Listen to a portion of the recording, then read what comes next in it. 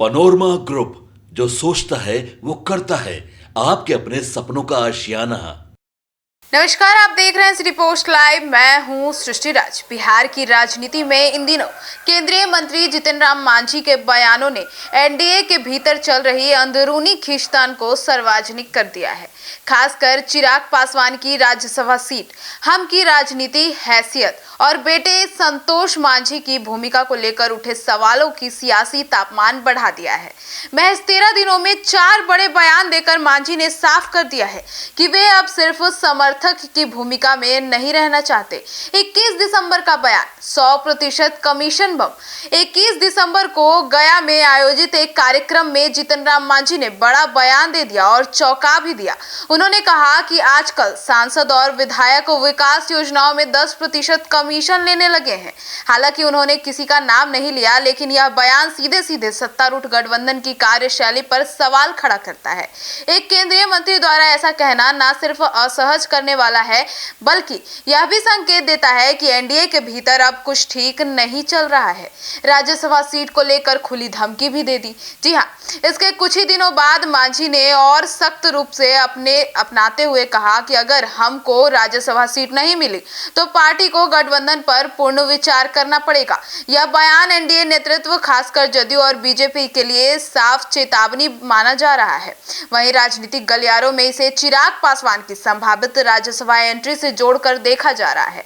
सवाल उठ रहा है कि क्या मांझी चिराग की सीट पर खेला कर रहे हैं या अपनी पार्टी के लिए सौदेबाजी का दबाव बना रहे हैं। वहीं बेटे संतोष मांझी और राजनीतिक ट्रेनिंग का सवाल भी खड़ा हो गया।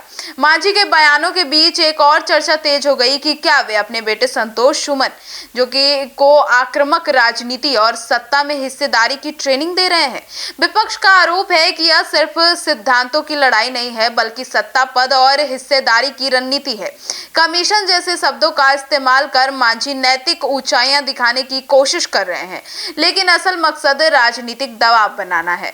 वहीं 13 दिन में 4 ऐसे बयान दे दिए, ये सहयोग है या रणनीति है, यह भी सवाल उठता है।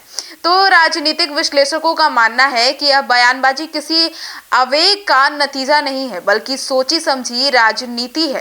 पहले भ्रष्टाचार पर हमला किया, फिर राज्यसभा सीट की मांग की, फिर गठबंधन छोड़ने की चेतावनी दे दी और अंत में खुद को अनदेखा सहयोगी बता दिया। यह पूरा क्रम एनडीए नेतृत्व पर दबाव बनाने की कोशिश के रूप में देखा जा रहा है। जदयू बीजेपी की चुप्पी और बड़ी साजिश या मजबूरी, यह भी एक सवाल उठ रहा है।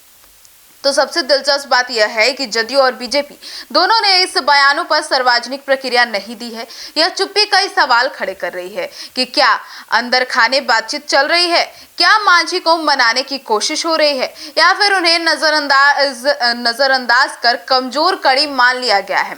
अब कुल मिलाकर जितिन राम मांझी के बयान सिर्फ व्यक्तिगत नाराजगी तो नहीं है, बल्कि एनडीए के अंदर शक्ति संतुलन की लड़ाई को उजागर करते हैं। चिराग पासवान की राज्यसभा सीट, हम की समिति संख्या और मांझी की राजनीतिक महत्वाकांक्षा, इस सब मिलकर एक जटिल सियासी समीकरण बना दिया है। अब देखना यह है कि एनडीए नेतृत्व मांझी को साधता है या खेला अगले चरण गठबंधन के लिए नई मुश्किल खड़ी कर देगा। अब इस पर आपकी क्या राय है, और मांझी की ये जो रणनीति है, या फिर जो भी कह ले इसको दबाव बनाने की रणनीति, या फिर गुस्से में आक्रोशित में ये सब निकला, इस पर आपकी क्या राय है? कमेंट सेक्शन में जरूर बताइएगा। धन्यवाद।